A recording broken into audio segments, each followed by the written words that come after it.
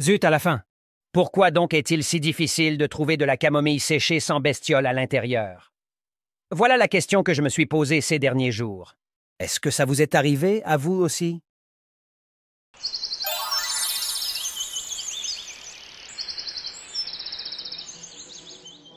Qu'elles proviennent d'herboristeries spécialisées, de grossistes ou même de supermarchés, j'ai tout tenté, mes plantes sont habitées. Oh, on ne remarque rien tout de suite. Des plantes bien sèches, parfumées, colorées, seulement voilà. Dès que l'on plonge sa cuillère dans la masse pour se préparer une boisson chaude, c'est la douche froide. Qu'est-ce qu'on voit gigoter tout à coup à la surface? Des insectes. Et vivants, s'il vous plaît. De quoi refroidir la tisane avant de l'avoir bu, si vous voyez ce que je veux dire.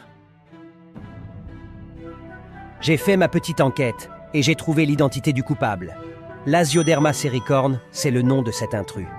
Alors bon, selon l'avis des spécialistes, absorber accidentellement cet insecte n'est pas dangereux pour la santé. Toutefois, disent-ils, il n'est pas recommandé d'en avaler. Ben, voyons. On l'appelle aussi la vrillette du tabac. Comme c'est mignon. Ce petit coléoptère se retrouve souvent dans le tabac séché, mais aussi dans le manioc, le riz, les fruits secs, les épices, poivre, gingembre, paprika ou safran, le poisson déshydraté et tout type de plantes séchées. C'est bien ma veine. Il peut même aller jusqu'à coloniser vos reliures de livres et vos flacons de médicaments. Tout ce qui est sec fait son bonheur apparemment. En dessous de 15 degrés, larves et adultes entrent en stase, parfois pendant plusieurs mois, jusqu'à ce que la température augmente et que leur cycle de croissance et de reproduction ne reprenne. Tout ça dans votre tisane. Sympa, hein? Ah, et pour information, une femelle peut pondre jusqu'à 900 œufs, qui écloront 7 jours plus tard. Rapide la bestiole. En plus de ça, le Lasioderma s'est volé. Alors par mesure de précaution, si vous n'êtes pas sûr d'en avoir dans vos tisanes, je vous recommanderais de bien fermer vos bocaux afin d'éviter qu'ils n'aillent gâter d'autres ingrédients. Mais entre nous, mon plus sage conseil serait de tout de suite jeter votre sachet infesté ou toute autre matière dans laquelle vous le voyez se balader. Non pas que je sois pour l'extermination des insectes, loin de là, mais avouez tout de même que ça n'est pas vraiment plaisant d'en trouver en train de flotter dans votre tasse. En tout cas, cette petite mésaventure m'a fait réfléchir.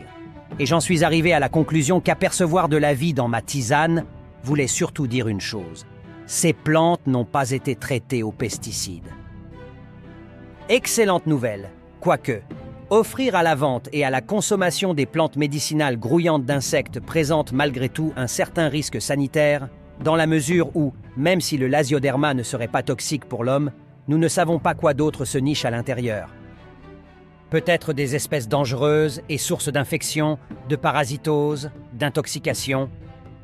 Il reste à souhaiter un meilleur contrôle qualité des produits finis dans les coopératives et les établissements pharmaceutiques, ainsi que davantage de professionnalisme de la part des revendeurs, afin d'éviter de mettre leurs clients dans une situation délicate.